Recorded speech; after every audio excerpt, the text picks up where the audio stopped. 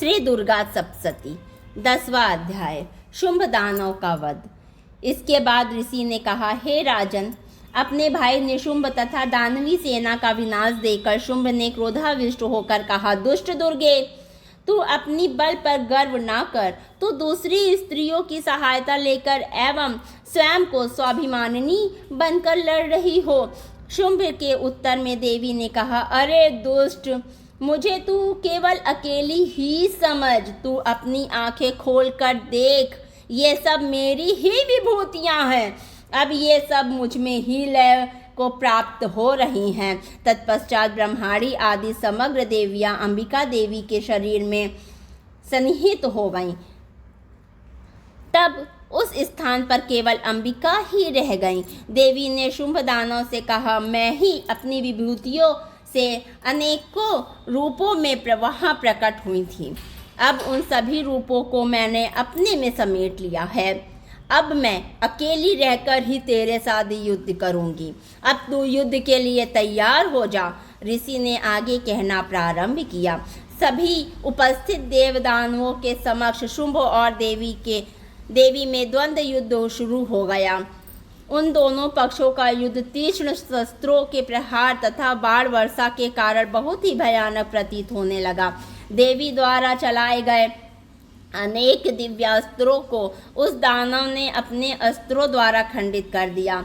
इसके साथ ही उत्तर में देवी ने भी शुंभ के अस्त्रों को अपने केवल हुंकार शब्द से उच्चारण से क्षण मात्र में ही काट गिराया। तब पुनः उस महादानव ने अपने बाण बरसाकर देवी को ढक दिया। प्रत्युत्तर में देवी ने भी उसके धनुष को भंग कर दिया। धनुष के टूटते ही शुंभ ने हाथ में शक्ति उठा ली, किंतु देवी ने अपना चक्र चलाकर उस शक्ति को खंडित कर दिया। तब वह असुर सतचंद्रों के समान प्रकाशित ढाल और अपनी तलवार लेकर देवी पर झपट पड़ा।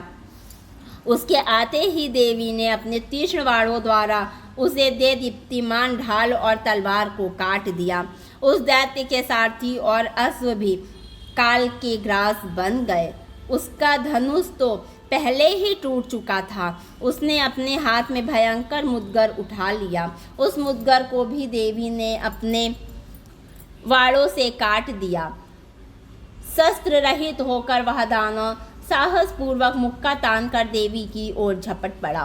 उस राक्षस ने मुष्टिका से देवी के वक्ष में आघात किया। तब उसके उत्तर में देवी ने उधर से एक थप्पड़ जमाया। देवी के थप्पड़ लगते ही वह महादानव भूमि पर गिर पड़ा, किंतु संभल कर वह पुनः उठा। उठते ही वह देवी पर एकाएक उछला और देवी को लेकर आकाश मार्ग में उड़ चला। आकाश में निराधार स्थित होकर देवी के साथ शुंभ का मल्ल युद्ध होने लगा। उनके इस अलौकिक युद्ध को देखकर सभी महर्षि गण आश्चर्यान्वित हो उठे। दीर्घ काल तक युद्ध कौशल दिखाकर देवी ने शुंभ को घुमाकर भूमि पर फेंक दिया। भूमि पर गिरते ही वह उठकर देवी से युद्ध के लिए पुनः दौड़ पड़ा। उसके धावित होते ही देवी ने उसके वक्ष में त्रिशूलाघात करके उसे भूतल पर गिरा दिया। उस त्रिशूल का भयंकर आघात लगते ही दानव ने अपने प्राण त्याग दिए। अंतगोत्वा वह दानव समुद्रों, द्वीपों, पर्वतों सहित पृथ्वी को प्रकंपित करता हुआ भूलुंठित हो गया। उस दुरात्मा की मृत्यु से संपूर्ण ब्रह्मांड आह्लादित हो उठा। आकाश निर्मल भासित होने लगा। आकाश में उल्कापात तथा उत्पात सूचक मेघ आदि सभी शांत होकर स्थिर हो गए एवं नदियां अपनी स्वाभाविक गति से प्रवाहमान होने लगीं। उस महादानव के वध से संपूर्ण देवों को अपार हर्ष हुआ और गंधर्व आदि गण मधुर कंठ से गान करने लगे।